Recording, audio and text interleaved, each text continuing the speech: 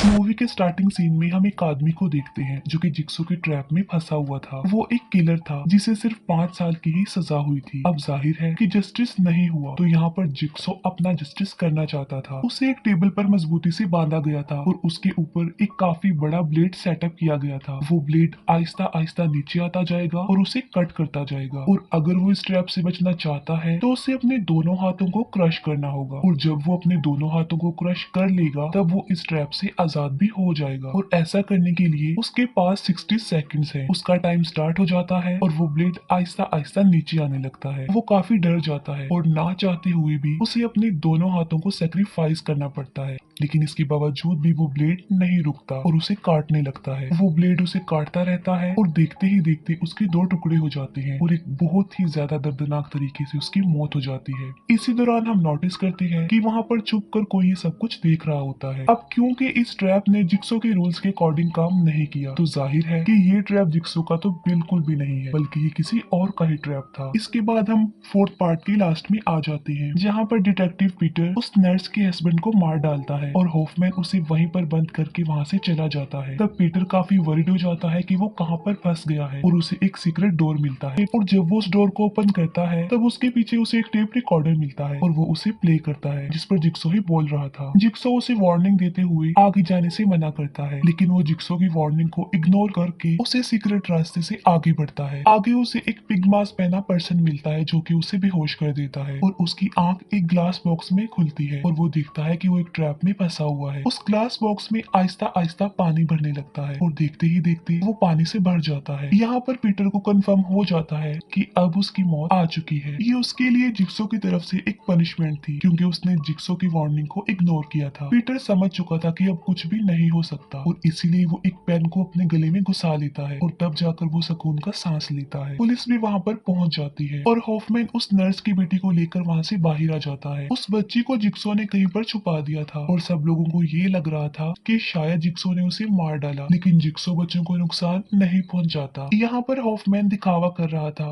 कि उसने जिक्सो के ट्रैप से अपने साथ साथ एक बच्ची को भी बचा लिया है। वो बताता है कि उन दोनों के अलावा कोई भी जिंदा नहीं बच पाया, लेकिन उसकी स्टेटमेंट गलत साबित हो जाती है जब वो देखता है कि पुलिस वालों ने पीटर को सेव कर लिया है। पीटर को जिंदा देखकर हॉफमैन काफी परेशान हो जाता है। इसके बाद जिक्सो के चैप्टर को क्लोज कर दिया जाता है, जिसके लिए हॉफमैन को प्रमोट भी किया जाता है। लॉयर जिक्सो की वाइफ को उसकी आखिरी निशानी देता है, जो कि एक बॉक्स होता है। उस बॉक्स में क्या था ये हमें नहीं पता चल पाता, लेकिन जो भी था वो इम्पोर्टेंट था, क्योंकि उसे देखकर जिक्सो की वाइफ चौंक जाती है। हॉफमैन को अपने ऑफिस में एक इन्वेलप मिलता है, जो वो उसे ओपन करता है तब उस पर लिखा था कि मैं जानता हूँ कि तुम कौन हो। उस मैसेज को पढ़कर हॉफमैन परेशान हो जाता है। हॉफमैन सीधा उस रूम में जाता है जहाँ पर सारे प्रूफ रखे हुए थे, और वो वहाँ से पीटर के मोबाइल को चुरा लेता है। फिर हॉफमैन हॉस्पिटल जाता है और तब उसे पता चलता है कि एक फीमेल डिटेक्टिव मर गई है, क्योंकि पिछले पार्ट में बिली का फेस ब्लास्ट हो गया था और उसके टुकड़े उस डिटेक्टिव के फेस में घुस गए थे, जिससे वो जिंदा नहीं बच पाई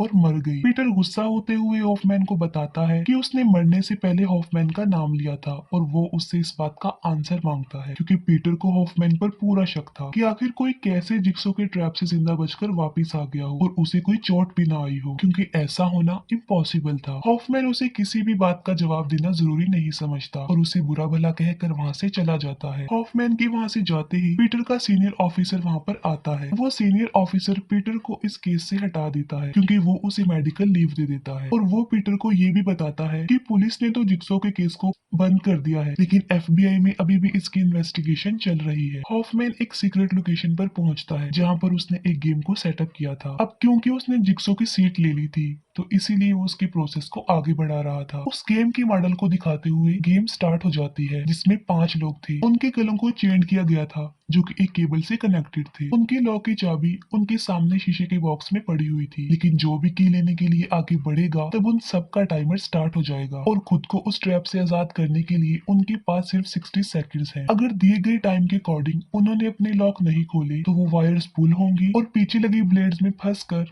उनकी गर्दन कट जाएगी और उनकी मौत हो जाएगी। उन्हें एक से ज्यादा टेस्ट सर्वाइव करने होंगे, और उन्हें कुछ जरूरी इंस्ट्रक्शंस भी दी जाती हैं जो कि उन्होंने फॉलो करनी थी। आज वो पांचों लोग एक हो जाएंगे और उन्हें एडवाइस की जाती है कि उन्होंने अपने सेल्फ प्रिजर्वेशन के अगेंस्ट काम करना है, तभी वो बच पाएंगे। और आज वो सब एक दूसरे से कनेक्टेड है। उससे बचने के लिए वो वहां पर बैठकर भी खुद को सेव कर सकती थी, लेकिन वहां पर टाइमर बॉम्ब लगे हुए थे और अगर वो टाइम पूरा होने से पहले उस रूम से नहीं गई तो वो सब के सभी मारे जाएंगे। ये सुनकर उनमें से एक लड़का काफी घबरा जाता है और वो सीधा अपनी की तरफ भागता है और अब उनका टाइमर स्टार्ट हो जाता है। यहाँ पर उन्हें अपनी पावर इस्तेमाल करनी थी और उनमें से सबसे ज्यादा पावर एक आदमी था जो सबसे पहले अपनी चाबी निकालने में कामयाब हो जाता है। इसके बाद 3 सर्वाइवर एक एक करके अपनी चाबी को निकाल लेते हैं और टाइम पूरा होने से पहले आजाद हो जाते हैं, लेकिन उस लड़के की जल्दबाजी की वजह से उसके साथ वाली लड़की खुद को आजाद नहीं कर पाती और वो मारी जाती है। नेक्स्ट रूम का डोर ओपन हो जाता है और वो सब आगे बढ़ जाते हैं। उनमें से एक लड़की समझदारी का मुजाहिरा करते हुए वो सारी केस उठा लेती है। फिर हम पीटर को देखते हैं जो कि लीव पर था, लेकिन फिर भी वो इस केस को इन्वेस्टिगेट कर रहा था क्योंकि वो हॉफमैन की रियलिटी को दुनिया के सामने लाना चाहता था। जिस फाइल को वो चेक कर रहा था उसमें बहुत ज्यादा इंफॉर्मेशन थी जो उसकी काफी ज्यादा हेल्प करने वाली थी। उसमें जिक्सो के विक्टिम की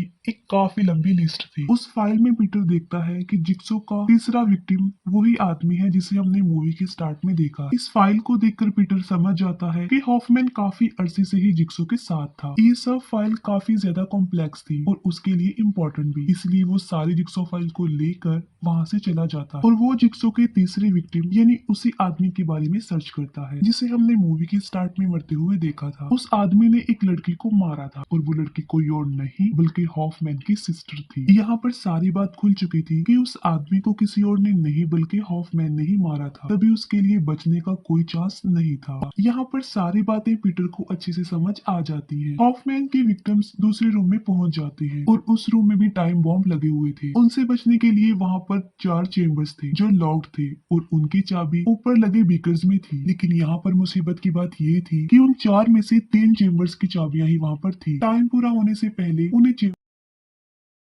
चेम्बर्स की चाबी लेकर उसके अंदर चले जाना है वरना वो ब्लास्ट में मारे जाएंगे। यहाँ पर भी वो आदमी अपनी ताकत दिखाता है, लेकिन इससे पहले वो उस सेल्फिश लड़के को मारता है क्योंकि वो जरूरी नहीं समझता था कि वो सरवाइव करे, क्योंकि वो डिजर्व नहीं करता था। उसे लगता था कि वो दोनों लड़कियां ही डिजर्व करती हैं कि वो सरवाइव करें। वो सारे बीकर्स को तोड़ देता है और वो दोनों लड़कियां अपने अपने हिस्से की कीज को उठा लेती है। वो आदमी अपने हिस्से की की लेकर चेम्बर की तरफ बढ़ने लगता है, तभी एक लड़की पीछे से उस पर अटैक कर देती है और वो दूसरा लड़का उसके हिस्से की चाबी लेकर उस चेम्बर में जल्दी से घुस जाता है और उस आदमी की मौत हो जाती है। पीटर को ये भी पता चल जाता है कि उस आदमी की डेथ के बाद ही हॉफमैन ने जिक्सो का हर एक केस में साथ दिया। अब क्योंकि हॉफमैन ने जिक्सो की कॉपी करने की कोशिश की तो जिक्सो ने उसे भी पकड़ लिया, लेकिन जिक्सो ने हॉफमैन को एक आसान ट्रैप में फंसाया था क्योंकि उसे पता था कि अगर उसने जिक्सो की कॉपी की है तो वो उसके काम से इम्प्रेस हुआ है। लेकिन जिक्सो चाहता था कि अगर कोई उसे कॉपी करे तो उसके रूल्स को भी फॉलो करे। जिक्सो हॉफमैन को काफी कुछ समझाता है और उसे एक बहुत ही इफेक्टिव तरीका बताता है जो कि उसका अपना तरीका था। अपने बाकी विक्टिम्स की तरह जिक्सो हॉफमैन को भी एक चांस देता है और वो चांस होता है जिक्सो के साथ काम करने का और फाइनली वो जिक्सो के साथ काम करने के लिए एग्री हो जाता है। इस मीटिंग के बाद हॉफमैन ने हर एक ट्रैप में जिक्सो का साथ दिया और यही वजह है कि जिक्सो इतने सारे लोगों को पकड़ने में कामयाब हुए। हॉफमैन अभी तक जिक्सो का साथ दे रहा था, लेकिन वो सीनियर ऑफिसर को इस बात का यकीन दिला रहा था कि पीटर ही जिक्सो का साथी है जो कि जिक्सो के काम को आगे बढ़ाएगा। उस सीनियर ऑफिसर के लिए इस बात पर बिलीव करना कोई मुश्किल बात नहीं थी क्योंकि पीटर सारी जिक्सो फाइल लेकर वहां से गायब था। हॉफमैन के विक्टिम्स अपने तीसरे लेवल तक पहुंच जाते हैं। वहां पर भी टाइम बॉम्ब्स थे और बीच में एक बार टब भी पड़ा हुआ था। नेक्स्ट रूम के डोर पर 5 लॉक लगे हुए थे और उन्हें खोलने के लिए उन्हें 5 इलेक्ट्रिकल सर्किट्स को ऑफ करना था और उन्हें क्लोज करने के लिए उनकी वायर्स को बार टब से कनेक्टेड करना था। उनके पास ज्यादा टाइम नहीं था,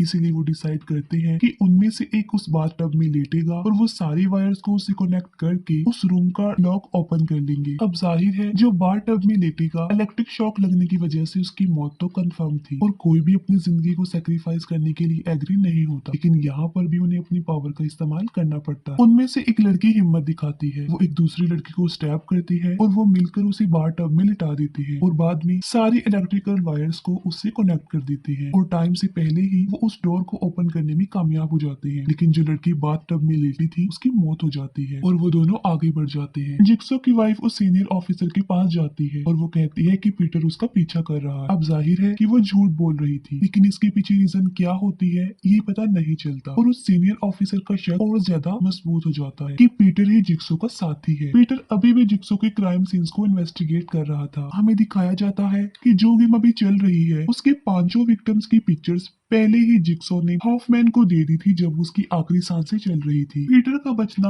इम्पॉसिबल था क्योंकि उसे उस ट्रैप में फंसाने वाला कोई और नहीं बल्कि हॉफमैन ही था। लेकिन फिर भी पीटर किसी तरह बच गया। हॉफमैन का प्लान था कि जिक्सो की गेम से सिर्फ वो ही जिंदा बचकर वापस आए और अपने साथ वो उस बच्ची को भी बचा लेगा ताकि वो दुनिया की नजर में अच्छा साबित हो सके। हॉफमैन उस सीनियर ऑफिसर को भड़काना चाहता था कि आखिर पीटर ही जिक्सो का साथी है और इसीलिए वो उसके साथ माइंड गेम खेल रहा था और वो अपने प्लान में कामयाब होता भी जा रहा था। वो पीटर के मोबाइल को ट्रेसिंग पर लगा देता है और यहाँ पर हमें पता होता है कि पीटर का मोबाइल तो हॉफमैन के पास था जो कि ऑफ था। हॉफमैन उसी लोकेशन पर जाता है जहाँ पर उसने सारी गेम को सेटअप किया था और वो पीटर का मोबाइल ऑन करके वहाँ पर रख देता है। हॉफमैन के दोनों विक्टिम अपनी लास्ट स्टेज पर पहुंच जाते हैं। वहाँ एक काफी बड़ी डिवाइस थी जिसके अंदर एक बीकर पड़ा हुआ था। वो लोग समझ जाते हैं कि बीकर को भरने के बाद ही वहाँ से बाहर जाने का डोर ओपन होगा, लेकिन उन्हें ये नहीं पता था कि उस बीकर को भरना किस चीज से है। उस डिवाइस के अंदर काफी बड़े बड़े ब्लेड्स भी लगे हुए थे, यानी साफ जाहिर था कि उन्हें उस बीकर को अपने खून से भरना था। यहाँ पर भी वो अपनी पावर इस्तेमाल कर सकती थी, यानी एक पर्सन अपना सारा खून निकाल कर उस बीकर को भर दे और दूसरा जिंदा बचकर वहाँ से चला जाए। लेकिन गौर करने पर उन्हें पता चलता है कि उस डिवाइस में 5 होल थी,